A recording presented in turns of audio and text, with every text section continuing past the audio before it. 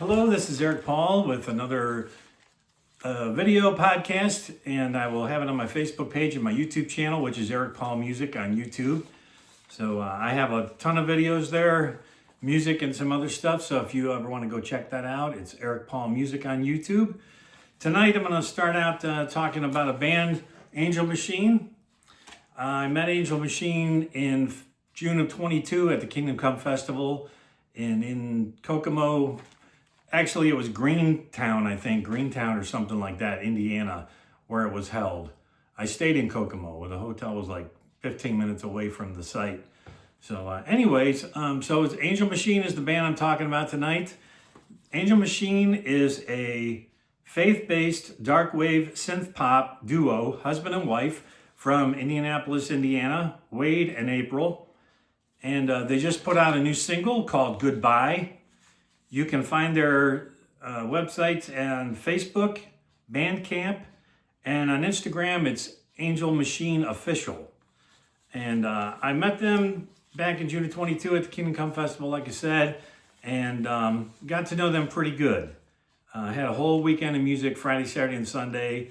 It was something I'll never forget. There were so many other bands there, and I met a lot of cool people, and it was very spiritual, enriching as well. Had a great time, and I don't know if I'll ever get back there again. I have friends that are in bands that are just wanting me to come to Audio Feed in Illinois. About a 7-hour drive, I think, something like that. I don't know if that'll ever happen, but it's a possibility. You just never know. So that's Angel Machine, and they're out of Indianapolis, Indiana. So check them out. Be sure to check them out online if you're into that type of music. And I think you'll like it. And they're great people too. So I got to have some fun facts because I had some fun facts the last time. So I plan on throwing some things in here that would be kind of humorous, but not good to know. I mean, this all came from the internet, so I know it's got to be true. Anyway, a shrimp's heart is located in its head. Octopus have 3 hearts and blue blood. I thought that was pretty interesting. Your eyes stay the same size from birth, but here's the bad news. Your nose and your ears continue to grow. Rubber bands. Anybody use rubber bands anymore? They will keep longer and they'll last longer if you refrigerate them. Didn't know that one. Sea otters hold hands while sleeping to avoid drifting apart. I might have read that in my first podcast. I can't say for sure, but it sounds familiar, but I think it's cute. Pineapples can take up to 2 to 3 years to fully grow. I did not know that. Cream Puff is the world's oldest cat to ever live. 38 years old and 3 days. And speaking of cats, Grayson's around here somewhere, but if he's laying up on the bed upstairs, he's not going to come around. So if he does, and if not, maybe the next time. But we'll see what happens. He might make a show, but I don't know for sure. You can actually die laughing. You probably heard that phrase, I could die laughing or something like that. You can actually die from laughing. Like it can cause a heart attack or suffocation. Thought that was interesting. And the last one here is that board games reduce your risk of dementia. And not only board games, I would say maybe picking up an instrument later in life or something like that. I'm sure there's many, many different ways to kind of reduce your risk of dementia, but that's just something I found online. So what would I be without a cup of coffee? It just wouldn't be me, I'm sure. For those of you that know me, I love coffee. So I had to make a cup before I came on here. So anyway, tonight's subject is on forgiveness. And I'm going to tell a personal story that I shared part of on Facebook, but man, it's been so long. And I've been on Facebook for a really long time. I'm using Instagram a lot too these days. So I'm posting in both places. I thought I was going to reduce my Facebook postings and stuff, but it hasn't happened yet. I have so many friends on there that are on Instagram, And then I have friends on Instagram that are on Facebook for whatever reason. So I've shared some of those, my feelings on Instagram compared to Facebook and Facebook to Instagram. But anyhow, to give a personal story on forgiveness, I want to start out with my home life. When I was growing up, I'll start probably around when I was 6 or so. My father worked for Hobart and he repaired machines and like deli machines and stuff like that. If you've ever heard of Hobart, sometimes I see a Hobart truck once in a while and it reminds me of him. So my dad was into stock car racing. He had a 66 Chevy Impala that he raced and completely stock. He used go to Dragway 42 and Norwalk Speedway.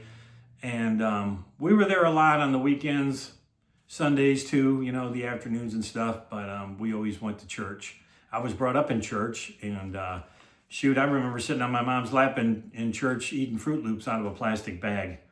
So I've been in church pretty much my whole life except for, 1998 through about 2005, I guess I would say, because there was a time when I was in the desert after a divorce in 1998.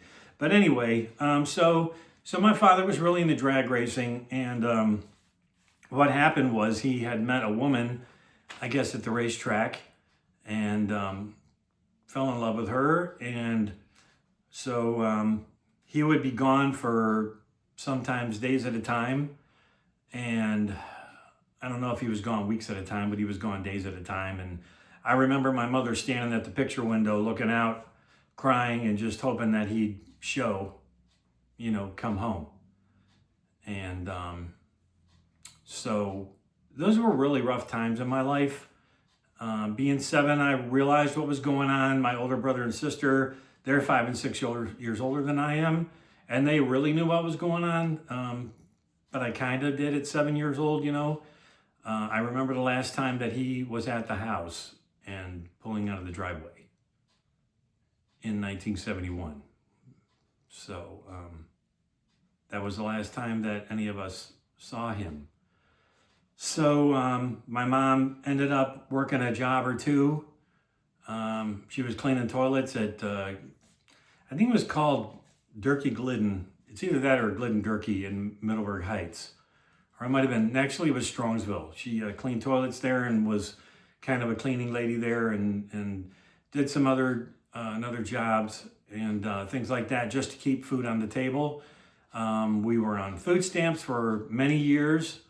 And I don't know if you remember those, I think they were green tickets. You'd fill a book and take it to like a department store or something.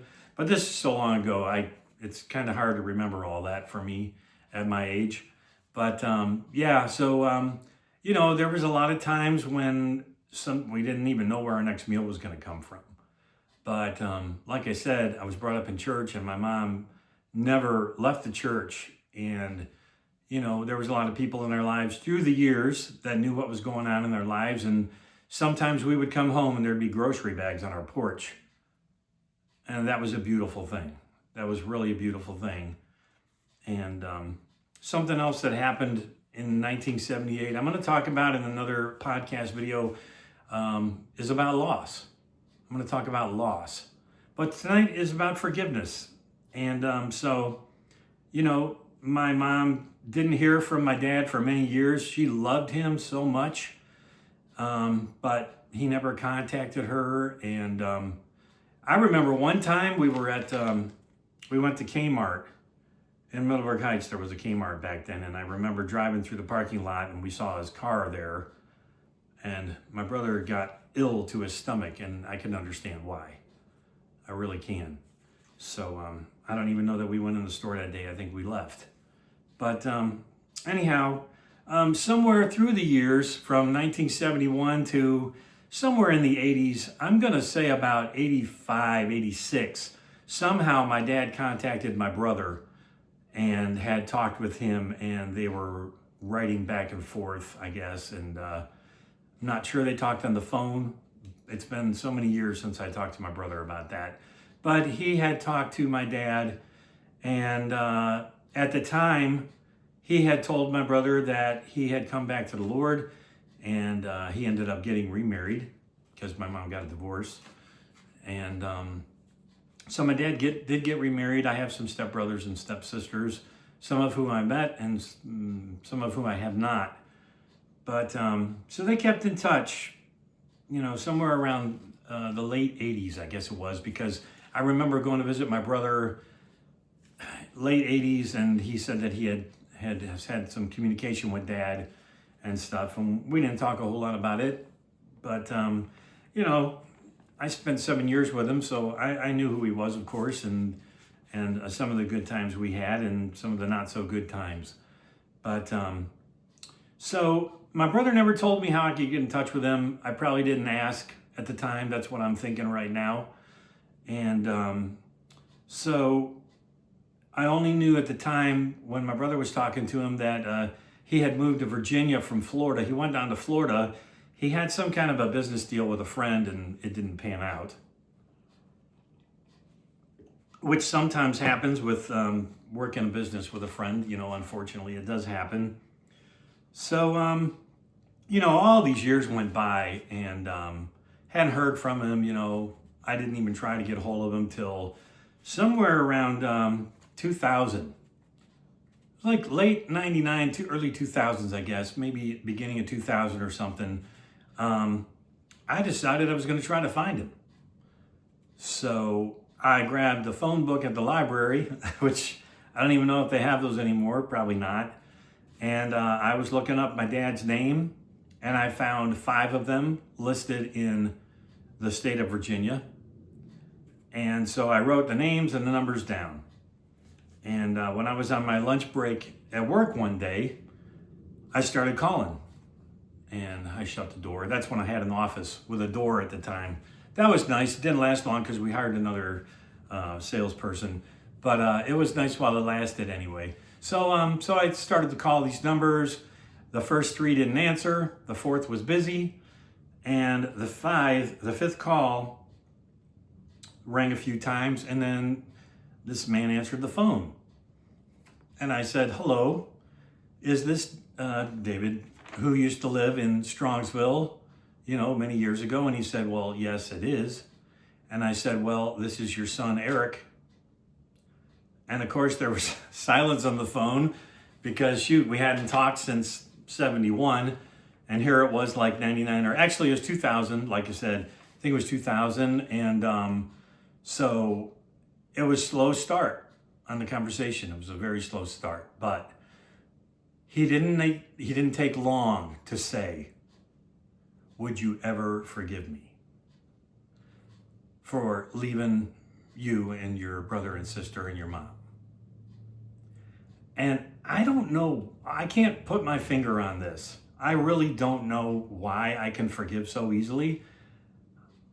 I don't know, but I do. Even to this day, I don't have a problem forgiving someone. You might think about it, and you don't want to hold a grudge, because that'll just eat you alive, as will unforgiveness. That'll just eat you alive, man. I have a friend that told me once, after I posted this story on Facebook a while ago, he said, "Man, I got things in my life I could never forgive these people for." And I just, I didn't really know what to say except for that forgiveness is freeing, I think unforgiveness holds us in bondage against the person who has wronged us, or we felt has wronged us in some way or another. And so I said, Dad, yes, I forgive you." And he was overjoyed right there on the phone, as was I. I was blown away talking to my dad on the phone. Hadn't talked to him since 71. And it was just an awesome moment. And I'm like, I just felt so good inside. The fact that he, first off, asked me to forgive him was just a beautiful thing, and I know it's not all one person in a relationship that, can cause things like this to happen. They always say it takes 2, and there were some things there, I guess, my dad had deals with. I don't know exactly, but so that's what happened. And we had a conversation, and he, I told him I'd call him later, and then I did. And I talked with my stepmom, Eleanor, and she just sounded like a wonderful woman. And she said that she had hoped that she had done my father right, and she hoped that he was happy. And, you know, I could tell in his voice that he was happy. And so sometime after that, and it wasn't even a month, I don't think, he and my stepmom came up from Virginia, stayed in the hotel in Middleburg Heights, and I met them at the Bob Evans over there. And I gotta say, when I got out of my car and saw him for the first time since 1971, it was very touching. I'll say that. And it was a beautiful, beautiful reunion for me to see him after all those years, and to know that that I forgave him and everything. And it was such a beautiful time. And, it was what it was, so to speak. And it happened. So, things happen. You just deal with it the best that you can, I guess. And, so after our hugs and stuff and meeting my stepmom, we went to Bob Evans for dinner, had a really nice dinner, and, talked about what was going on in my life at the time and stuff like that. And just got to know each other, again. It was so beautiful. And so the next day, I was married at the time. I was living in Parma, and my wife at the time and we met them at, it might have been Shooters or Fagan's, somewhere down in the flats for dinner, right there on the Cuyahoga River. And it was really great. The weather was perfect. We're out on the patio, talking and just having a good time and sharing dinner together. And man, it was so special. So special to start a relationship again with my father after all those years. You do the math. My math stinks. So say it was 2000 from 1971. You figure it out. But anyway, it was 20 some years, and it was great. Oh, it was great. So, I had found out that, after that, he told me that he was Sunday school superintendent at his church. He sang in the choir, and he sang solos, which, music has always been a part of my family. My mom and dad used to sing together, and my mom played piano. And, to this day, I still can't figure out why I didn't ask her to teach me the piano, because then I would know drums, piano, and guitar, and that would just be so great. It's never too late to learn. I know that. But I started piano lessons some years ago. I did, with this guy named Kevin. He was in Middleburg Heights. Some place off of Smith Road and Pearl. I don't know if he's still there, but he was a well-known sax player, and he played piano in the area. And it was good. I think I had maybe 4 or 5, 6 weeks of that. And but this was later on. And then I bought a Taylor guitar, and then I stopped playing the piano. So anyway, that was quite a few years later that I took up piano. Anyhow, I ended up going to my mom's house because I had to tell her. I had to tell her that I found my dad after all these years.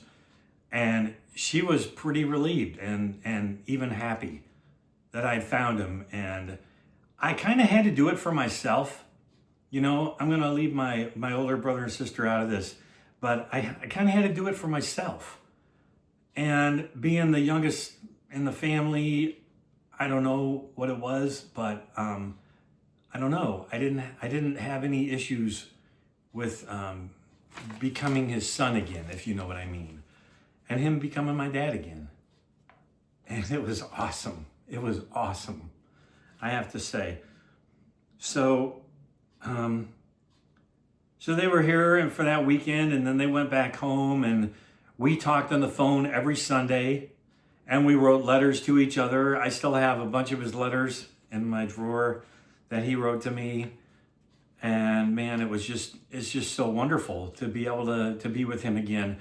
And my dad was retired from Hobart, and then I think he worked in a machine shop or something. And then after he retired from there, he detailed cars for people, and he was good. I have no doubt about it. My dad was very, I don't know, articulate, I guess you could say.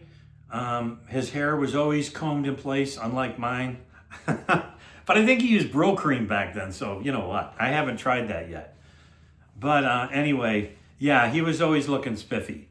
So he did that. I gotta turn pages here. So yeah. So he and I had a great relationship. You know, getting to know each other, and then I talked to my mom on the step phone. I talked to my stepmom on the phone. See, I don't edit these videos. Number one, I have no idea how, and I don't even care. You know, if I'm playing a song later and I make a mistake, I'm sorry. It's live. I'm not going to cover anything up. So yeah, I talked to her on the phone also, and it was just great. You know, getting to know her, and so after some time, my wife at the time and I drove down to Virginia, and they put us up in a hotel for a couple days. And she had lived, and my stepmom lived in the house that her husband had built. Actually, he had passed on some years before, and so they both lived in the house that he had actually built. It was beautiful. It was a ranch, had a beautiful garden in the back, had a sun patio thingy, you know what I mean? And it was just beautiful, beautiful yard, nice pine trees and everything. Lived on a nice street, and so I got to spend some time there and you know, get to know him some more. I remember they took me to Shoney's, well, us, to eat. That was fun. That was really good. But and the people that I met at his church, went to church with him on that Sunday weekend, and they were all so nice and were blown away that I was with him, of course, because, you know, we were apart for so many years. So that was great. I remember that. That was fun. And then there was a picnic outside afterwards. That was really nice. And I'll get to that soon about another picnic that happened 3 years later. So yeah, he was also a driver for Ramey Chevrolet. I guess he would go and get cars and drive them from one spot to another. So he was doing that, and then car detailing for numerous people. So, and I met a lot of their close friends, went over with them to visit, and that's when I made friends with his friends, and some of them are on Facebook still, and so that was great. So 3 years go by, and we're talking every Sunday, and you know, my stepmom and I are talking on the phone, and so September 7th, 2003, my cell phone rang. I was at a friend's house, and I answered, and she said, "Eric, this is Eleanor, Mom Eleanor." And I said, "Hi, how you doing?" And she said, "I called to let you know that your father passed away." And I was shocked, of course.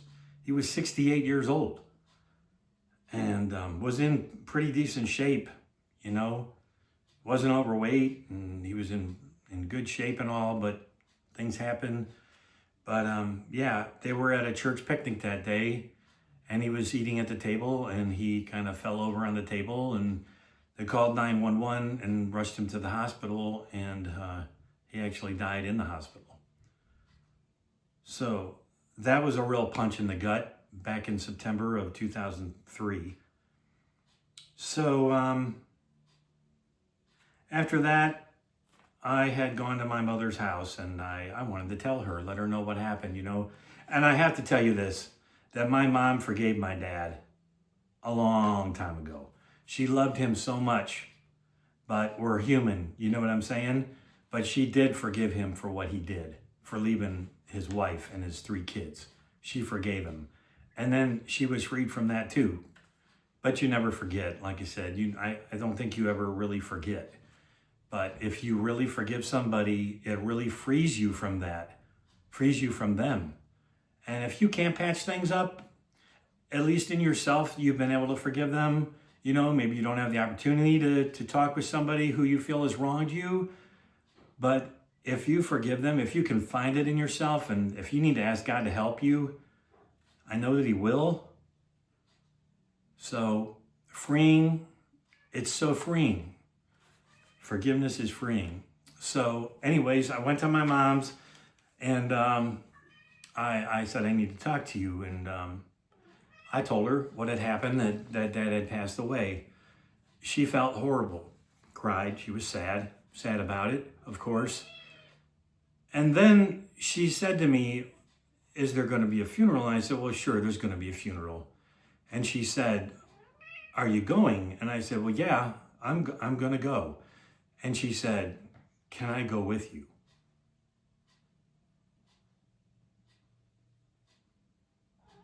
Can I go with you? She still loved him after all those years. Hi, Grayson. She still loved him after all those years. And I said, yeah, you can go with me. So we went to the funeral and spent a lot of time with Eleanor, my stepmom. And Eleanor and my mom became such good friends. It's just beautiful. I'm telling you, forgiveness is freeing, and love goes a really long way. Love will find a way. You know, that's a song that Amy Grant recorded some years ago, but it's so true. Love will find a way. And like I said, she and my mom and Eleanor became good friends. And so I had to speak at the funeral. I wanted to, and they asked me if I wanted to, so I did. That was rough. Carrying his casket was rough. You know, the whole service was difficult. It was beautiful. And a lot of loving people there. He had so many friends. And yeah, so it was great. And meeting my stepbrother and his wife and family there, that was so cool. And we got to spend some time at the funeral during the mealtime and stuff like that, and talk with my stepbrothers and that. And one of them doesn't live too far from me. The other one's still down in Virginia with his family, and they're growing because they have grandkids now. But anyhow, I just wanted to say that my mom went with me to the funeral, and man, after we came home, she and Eleanor would talk on the phone and write letters. I just find that amazing. And so, you know, they wrote letters and kept in touch with each other until my mom was unable to do that and was put into a nursing home and eventually went into hospice. And I would update my stepmom on how she was doing and things like that. But we kept talking. My stepmom and I'd call her every Sunday, and she'd stop when she was talking. She said, Eric, you sound just like your father. She really liked that. So it's beautiful, beautiful story of love and forgiveness. If I ever experienced one in my whole life, it was the best. So, yeah. So that's pretty much the story that I wanted to share with you. And this little man came to say hello. I thought he might, but, you know, I didn't want to coax him downstairs. But this is Grayson. He's been with me since November of 2022. And he was an outsider for 3 years because he was thrown out, literally thrown out from someone who was living at the apartments across the street. And he used to come around the garden in the back when my late wife Anna and I were back there, and he'd come up to the porch and sit around, and he loved to lay down on the ground and you scratch his belly because he likes that. But yeah, so my friend Susan's probably going to watch this, and she's going to say, well, she already said it. She said early on, she said, if Grayson comes on your video, he's going to steal the show. So I think he just did. But I need to put you down, bud, okay? You're a good boy. Papa's got to do something. All right, so that's my story that I wanted to share with you. And before I close out, I'm going to sing a song. And I have done this one online, but I thought it was appropriate because It's from the book of Psalms, and if you know the story of King David and all that he went through, this was from his heart. So this is called My Heart's Cry. So the lyrics aren't mine, they're from the Bible. So.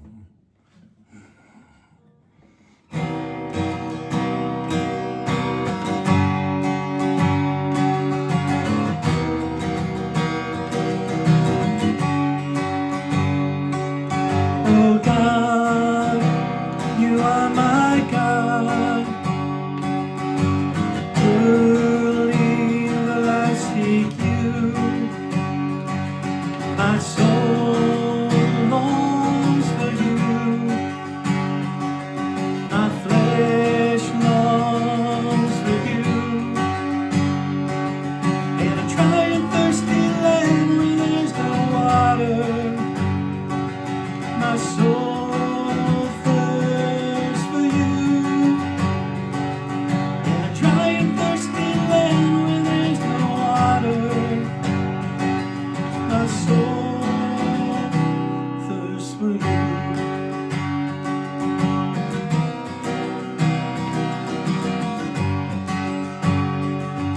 I look for you in your sanctuary to see your power and your glory. Thy loving kindness is better than life. My lips shall praise you. Thus I will bless you while I live. I will lift up my hands in your name. Thus I will bless you while I live.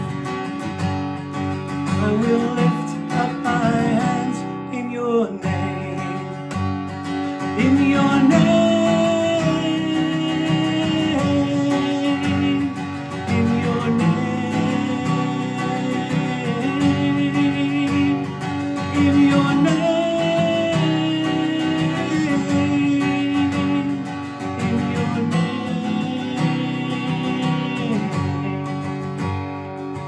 My soul shall be satisfied. I'll praise you with joyful lips. I'll remember you upon my bed. Meditate on you in the night.